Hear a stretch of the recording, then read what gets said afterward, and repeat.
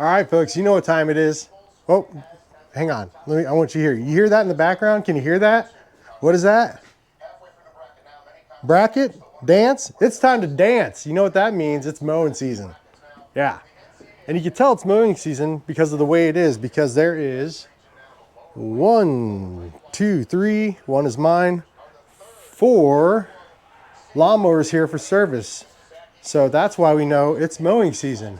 But mainly, I want to show you guys the results of my fall overseed from this past winter. And she looked good. She looked real good. Honestly, I can't stop staring at it. My wife thinks I'm probably freaking stupid and crazy, but hey, that's how we are. If you follow me, if you watch me, you know that's just how it is, right? So I hope you guys are ready for this because it looks awesome.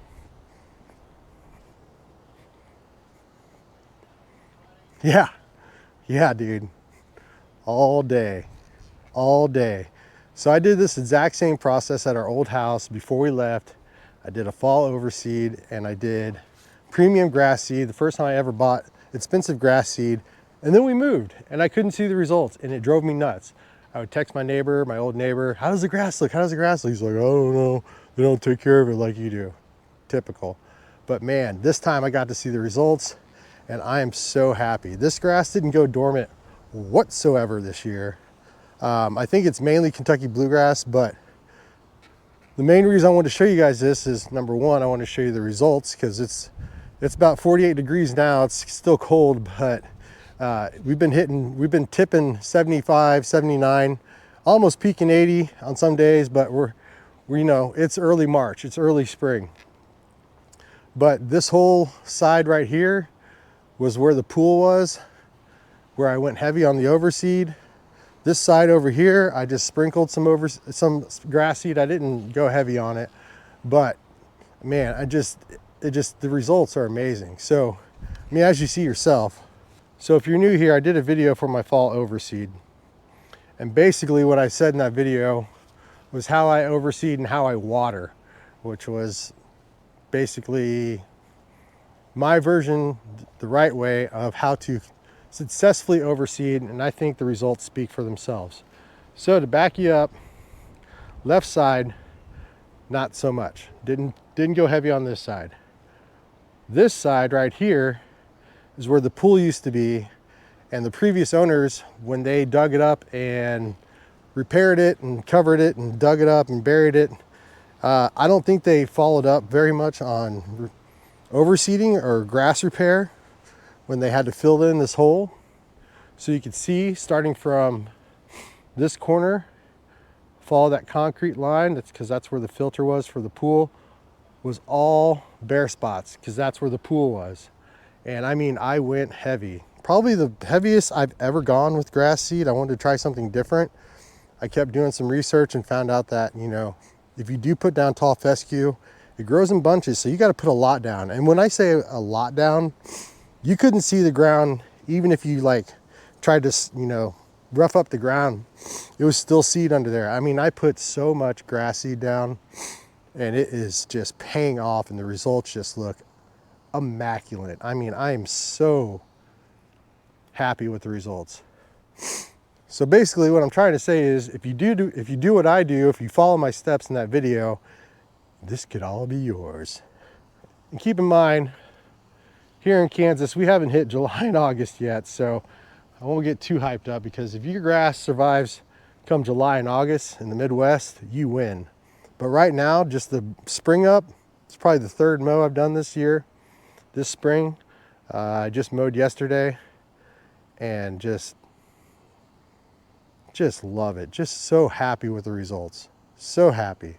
I can't stop looking at it. I'm so happy with the results. So the grass seed that we used, basically, we went real heavy on this side, like I said, because that's where the repair was. Tall fescue, creeping red fescue. It was a sun and shade mix, right? So it was your hybrid fescues and a little bit of perennial rye. Not really, not too much perennial rye, and a mix with Kentucky bluegrass. And if you guys know, Kentucky bluegrass takes a long time, almost up to a month to, I don't know, a month and a half, 2 months to germinate. And it is Man, it's showing its ass now. But honestly, guys, the main purpose of this video was to show you that you can do this. You are capable of doing this. You do have the ability to do this. All you have to do, you can do your research. You don't even have to follow my steps. You can do what I did. You can go online, you can do your research, you can listen to all the experts.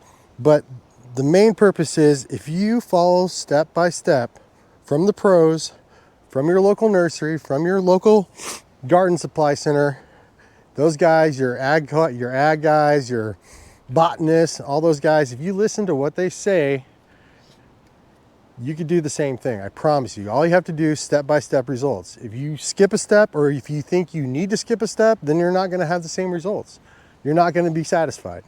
I do want to emphasize, you have to use a premium grass seed. You can't be cheap.